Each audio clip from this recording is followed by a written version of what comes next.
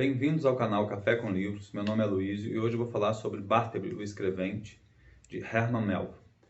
É uma obra da editora Autêntica, uma obra muito bem acabada, muito bem feita. Uma edição bilíngue, de capa dura, com uma sobrecapa bonita aqui. Ela tem várias gravuras. A respeito dessa obra, é uma das grandes obras da literatura, das grandes obras mesmo, muito considerada, muito analisada. Influenciou vários escritores. Há uma análise dessa personagem por vários pensadores do século XIX e do século XX, e é muito acessível. É muito acessível. Às vezes uma obra com uma densidade muito profunda que impacta a literatura e o pensamento, e é uma obra que qualquer pessoa alfabetizada pode ler. Além dela fluir bem, de ser uma leitura agradável, uma leitura fácil, ela é pequena, ela é curta, porque isso aqui é um livrinho, é uma edição bilíngue, como eu disse para vocês, tem várias gravuras, que facilita, as gravuras são muito bem feitas, são gravuras bastante impactantes até, né? E o que é esse escrevente? O século XIX, ele trouxe bastante mudanças no mundo. E a vantagem da literatura é que a gente acaba também conhecendo um pouco dessa história. E uma dessas mudanças foi o surgimento de vários escritórios. Esses escritórios envolviam cada vez mais papeladas ligadas ao mundo dos negócios. Inclusive aqui é uma história de Wall Street. Então você tinha várias pessoas envolvidas nos negócios, os negócios exigiam muitos documentos e cópias desses documentos. As cópias naquela época elas eram feitas por pessoas, não tinha máquinas para fazer cópia. Então as pessoas se sentavam e se você precisava de 5, 10, 3 ou 20 vias de um documento, ele precisava ser copiado à mão.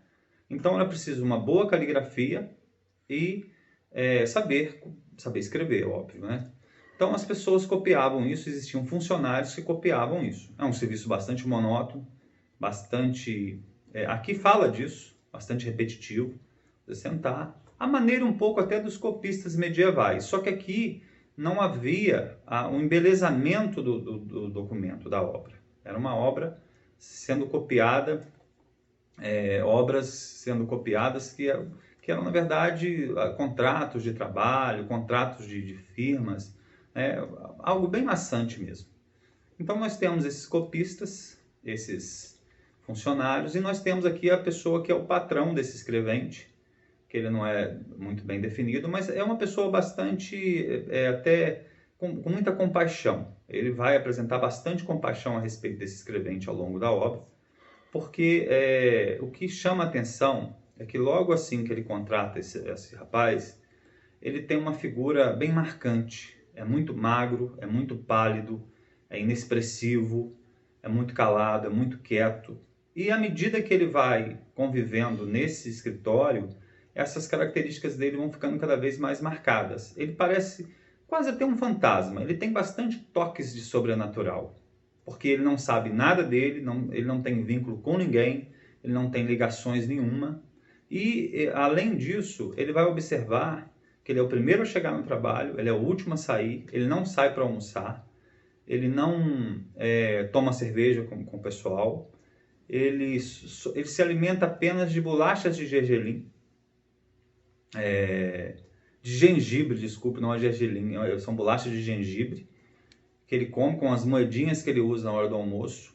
E a favor dele é que ele é uma pessoa bastante aciada, bastante limpa, bastante discreta, bastante honesta. O patrão chama muita atenção para isso, a honestidade, a retidão dessa figura.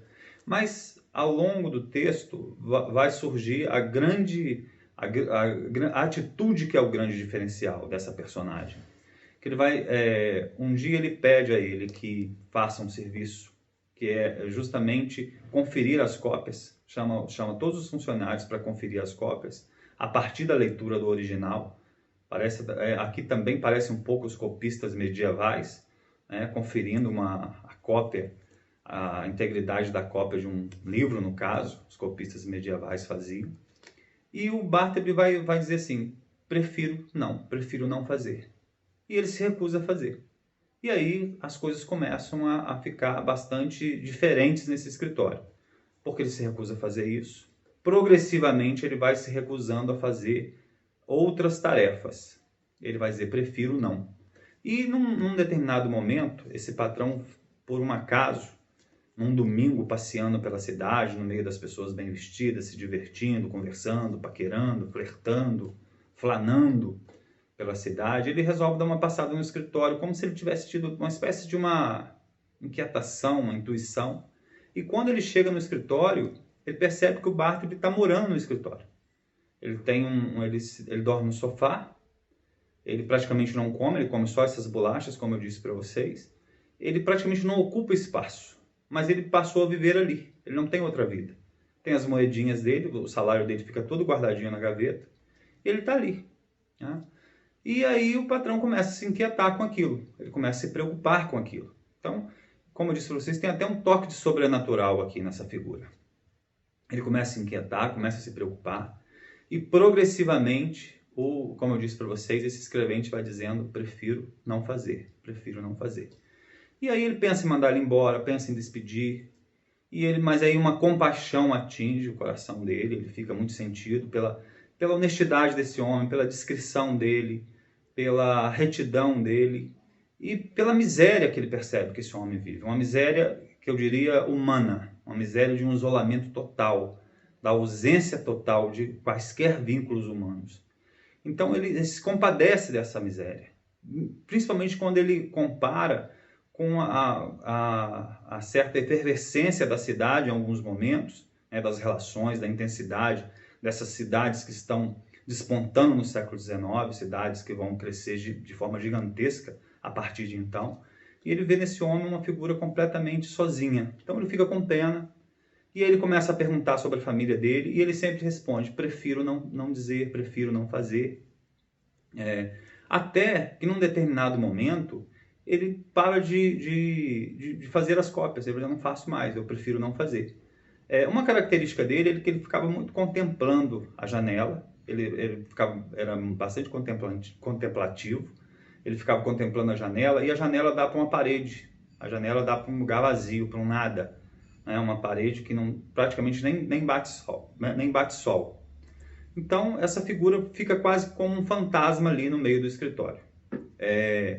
Como é um escritório de advocacia, nós temos várias situações de clientes entrando, saindo, partes, né, interessadas em determinados assuntos, e elas começam a observar aquela figura ali, quase um fantasma ali dentro, e isso começa a gerar um comentário, uma fama, e o patrão, ele suportou tudo até então para não despedir o escrevente. Mas, de repente, essa má fama, a fama que poderia levar uma certa excentricidade para o escritório, ele acaba decidindo por sair daquele prédio. Ele não tem coragem de despedir o escrevente, então ele sai do prédio, vai para outro prédio, fica muito sobressaltado, imaginando que esse escrevente vai atrás dele, ele acaba não indo, até que ele recebe um chamado, porque o escrevente está causando um rebuliço, porque ele não saiu do prédio, ele acaba saindo do escritório, mas ele fica no prédio, ele fica num cantinho, normalmente sentado no corrimão, ocupando o mínimo de espaço. Mas as pessoas ficam muito incomodadas com isso. Ele corre até o risco de ser linchado, tem momentos ali que eles pensam em linchá-lo. E então esse patrão vai até lá, oferece até de levá-lo para a casa dele, mas ele acaba não indo. E finalmente ele acaba sendo recolhido para uma prisão. E temos um desfecho trágico nessa prisão. Né? É uma história trágica, é uma história até triste, com um final triste. E aí essa obra botou muitas questões. O que é esse personagem? Seria um anarquista? Seria um expoente da desobediência civil? Seria o operário explorado pelos patrões? Seria um fantasma? Seria, enfim, seria o funcionário dos escritórios completamente desumanizado? O que seria? E também a questão, seria possível dizer não na sociedade? Isso seria possível? Qual o preço de dizer não? E também qual a coragem para dizer não? Porque a gente vê muitos valentões, tem muitos valentões no mundo, com muitas bravatas, mas bravatas e valentias que não custam nada. Agora, Qual seria a verdadeira coragem de dizer não quando isso custa o seu ganha-pão? Isso custa o seu emprego? Você arriscar o seu ganha-pão num momento em que você não tem uma oferta de um serviço, nem a garantia de um serviço com o mesmo pagamento, ou às vezes até melhor. Porque quando você tem uma outra oferta de um pagamento melhor, ou até no mesmo nível, é muito fácil você fazer essa valentia, você largar esse serviço. Mas qual a coragem de um homem para largar um emprego que significa o ganha-pão dele? Então, até essa discussão é colocada aqui. Enfim, um conto pequeno, uma história pequena, mas que despertou, intrigou muito quem lida com a literatura, quem lida com o conhecimento, quem lida com a arte num sentido geral. Ler é muito importante. O acesso a um pouco de arte é importante porque nos humaniza um pouco, faz a gente refletir sobre a vida, sobre o mundo e diminui um pouco a tendência à vulgaridade, à grosseria, porque ser grosseiro, ser vulgar é a coisa mais fácil, a coisa que mais nos puxa, que mais nos impulsiona. Então, o contato com a literatura, o contato com a arte, o contato com um pouco de reflexão, ele nos humaniza mais, ele nos torna mais, dá um pouco mais de civilidade ao trato, um pouco mais de gentileza. Acredito que o mundo está precisando muito disso, dessa civilidade, dessa gentileza, dessa humanidade, num sentido mais de compaixão, das pessoas terem mais compaixão umas com as outras. Acredito que o texto chama muita atenção para isso. Então é importante ler. Ler tem essa importância também, para que a gente possa fazer um pouco de reflexão. Há vários momentos de reflexão na vida. Cada um busca reflexão num ponto.